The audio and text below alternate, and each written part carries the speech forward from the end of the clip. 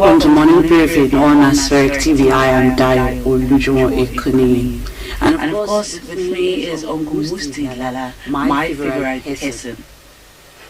Good morning, sir. Good morning, Dayo. Well, let's go straight to what we have for today. Top happenings making headlines in Nigeria's national newspapers. First, The Punch. Former Governor Tanko Al-Makura of Nasarawa State and lawmaker representing Niger East, Senator Sani Musa, are favored by the leadership of the All Progressives Congress to emerge as the national chairman of the APC, The Punch has learnt. Next is The Guardian. As the National Assembly resumes plenary today after the yellow tide break, governors elected on the platform of the opposition People's Democratic Party PDP rose from a meeting in Port Harcourt, Rivers State yesterday with the charge to legislators not to sustain President Muhammadu Buhari's veto of the Electoral Act Amendment Bill 2021, The Guardian reports. Now Daily Trust. Fresh dust is gathering around the Electoral Act Amendment Bill rejected by President Muhammadu Buhari over direct primaries as the National Assembly resumes today from Christmas and New Year break. Daily Trust reports. Nigerian Tribune. According to Nigerian Tribune, the federal government on Monday filed a fresh 15-count terrorism charge against the self-acclaimed leader of the proscribed indigenous people of Biafra, IPOB, Mazi Nnamdi Kanu. Right now we're going to a quick break, and when we come back, we'll talk about the news for today.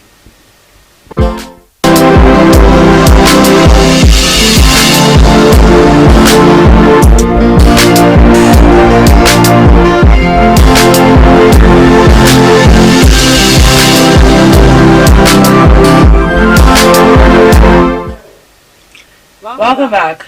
Uncle Slella, isn't it enough that Nnamdi Kanu had 7 counts before, and now, having extra 15 to his charges, isn't it?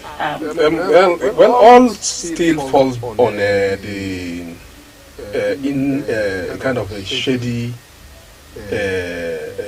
prosecution. You understand? Those lawyers at the Ministry of Justice, it seems as if they have not been able to have good evidences against him. So, what in the next hearing, which is today, yes, we are going to see that they will come up with fresh charges, because perhaps the former charges were not cogent enough to hang him, to pin him down. So that is why they're trying to slam him with fresh charges. So we'll see at the proceeding today how it goes. But why didn't they make their investigation more correct, rather than making it come to this level before bringing more counts, more charges? The Nnamdi Kanu is standing trial based on first of all, it was on treason for declaring Biafra. Then again, the addition now came in terrorism. You understand? So they are slamming him with terrorism again based on what is happening in Southeast. IPOB has been proscribed, and he is the leader of the IPOB. You understand? So already, from that time that he was arrested, he was deported. Is he deported or abducted from Kenya? From that time, there were issues, and police claimed they have arrested some persons who claimed they are members of IPOB. So I believe that it's based on those revelation by the people in the police custody that they are going to slam him with fresh charges. Oh. But just like we said yesterday, government should learn to douse tension than increasing further tension, because as you can see now, Nigeria is like sitting on the keg of gunpowder. So we need to dialogue. We need talk. We need to talk. So instead of all this legal process that at the end of the day the guy will remain in detention, you remember that up to now in Southeast, every Monday there is this sit at home. Although IPOP has came out to debunk it, that there's no more sit at home, but you see, one thing about issues like this, like in Southeast, the government institutions, the governors are not even respected the way they respect IPOP. So right now nobody can tell whether there is sit at home or not, because on Mondays when you dare to open your business premises, you could see some boys will come and enforce that. So that is the situation now, and that is why you see well-meaning Igbo people are coming out to call on the government to say, okay, please think along the line of giving this guy forgiveness instead of continuing with more charges. So government should think along the line of saying, okay, drop these charges instead of pressing more charges, and let there be dialogue for the sake of peace. You understand? Just like is it Ohaneze said it in one of the dailies that we read yesterday, that look, Ogbunaya, yes, he said it that it's all about marginalization. Yes, there are reasons for that, but he has gone too far by declaring Biafra. So, but at least we should. There's nothing that dialogue cannot do. There's nothing. Or at least we have seen well-meaning individuals from the southeast.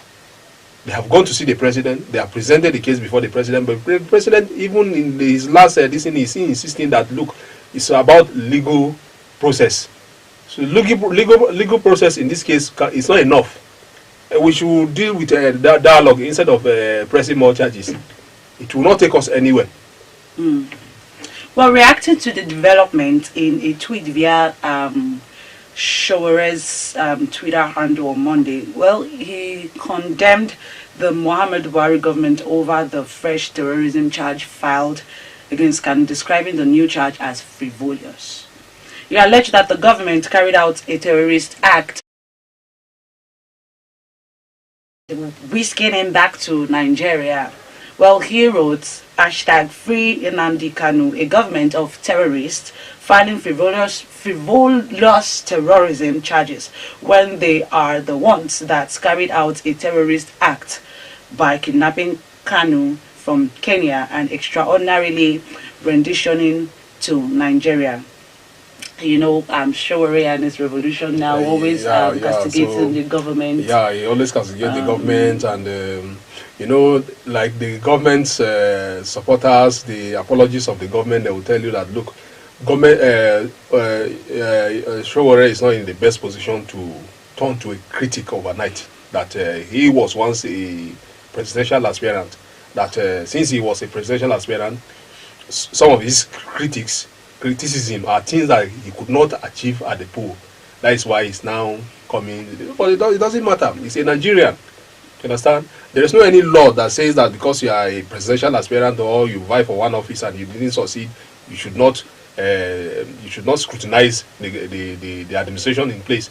In fact, in advanced world, according to what democracy is, the moment you have formed, you have been handed the mandate of the people, you cease to be that's a leader for your party alone. So you become the leader for all. So the opposition, the minority votes, those that didn't even give you the vote, those ones should be your main focus, because that is how democracy is. Because of what? Why didn't they deem you fit to hand you their mandate to you? So, but in Nigerian's case, it's a different thing entirely. It's about winners take all, and that is why you see a very tense situation. So they fought Yellow Showore that look, it's not supposed to be a critic, it's on the good one, Though you cannot blame them completely because he has his own movement, which is revolution now. So, and several times he has called for the resignation of President Muhammadu Buhari. So, which is a different ball game entirely. Well, the Speaker of the House of Representatives, Femi Gbajabiamila, has called for a review of the minimum educational requirements necessary to become the President of Nigeria. According to his view, the senior secondary school certificate or its equivalent, as currently required by the Constitution, is too low. So, Gbajabiamila has called for a constitutional review. You see, it's long overdue. It's long overdue because of what? I think we inherited that portion from 1999 Constitution, 1979 Constitution. You understand? Which was reviewed in 99 again. So it's long overdue. If you look at Nigeria now, Nigeria is at least to some extent, education is our number one priority. Forgetting that we have some indicators that does not favor us related to illiteracy. So, but when it comes to election, it's not for the illiterate. Quite okay. So, the old constitution, that is the 1979 constitution, that stipulated secondary school minimum qualification as a minimum qualification. At least we are talking about over how many decades? About 4 decades now. So that aspect should be reviewed. You understand? At least minimum should be first degree, HND. We should just place that as a minimum qualification, because some of these characters, you see them at this thing, you could see that some of them, although they are vocal, that is the advantage with the olden days education and the present day education. Our fathers, they went to primary. Some of our fathers went to primary 7, but the primary 7 then is like the ND7, because they could write. If you see them, they write very well. So they could analyze and this thing very well. But that doesn't matter. Something must be within the constitution to say, okay, this is what we want. So Femi Gbajabiamila is right, but he's the speaker. They should initiate that process through amendment. I don't know whether it's in the electoral amendment. I don't know. So, well, Budget Nigeria, a civic tech organization, announced its discovery of 460 duplicated projects valued at 378.9 billion naira in the 2022 Appropriation Act, accusing the National Assembly of padding the federal government's budget, among other allegations. Isn't it you see, this saddening? issue of padding, it has always been there. You understand? Excuse me. You see, it seems as if the corruption that is taking place. Is it yesterday or when that we talk about corruption, the issue of corruption? Okay, by Boss Mustafa, he mentioned about corruption. You see, the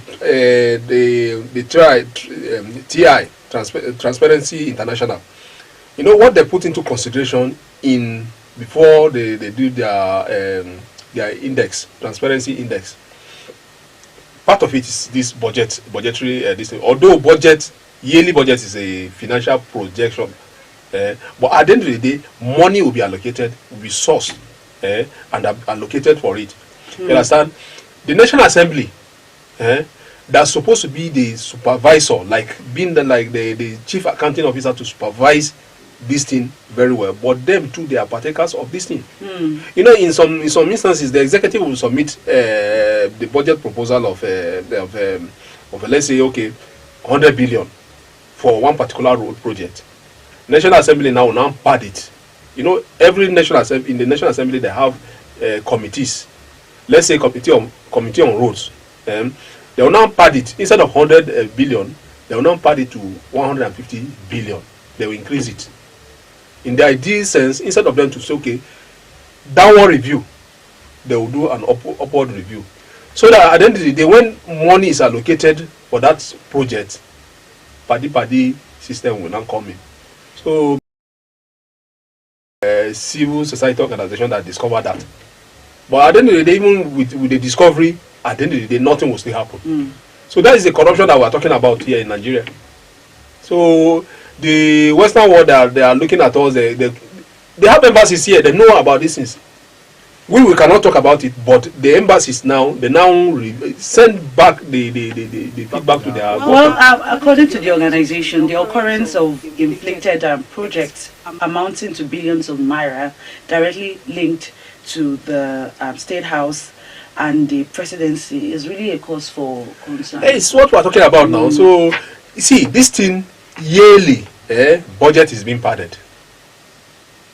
Nobody should deceive you or deceive us that look, since the emergence of President Muhammadu Buhari, budget is no more. There's nothing like budget padding here and there. No, it's a kind of a gentleman agreement between them and the National Assembly.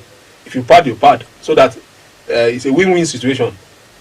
Recently, you don't hear about any hues and cries from the National Assembly again. No squabble between them again. So everything is normal, because you take your own, I take my own, take your own, I take my own, take your own, and take my own. So that is it. So it's really alarming. It's Nigeria that suffer it. You understand?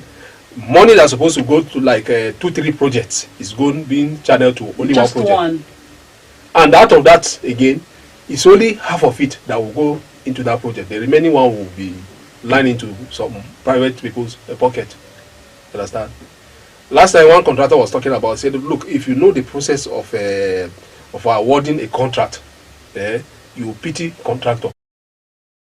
The process of which starts from the down to the allocation, down to the release of the money, that at the end of the day, the money for that project must have gone long ago.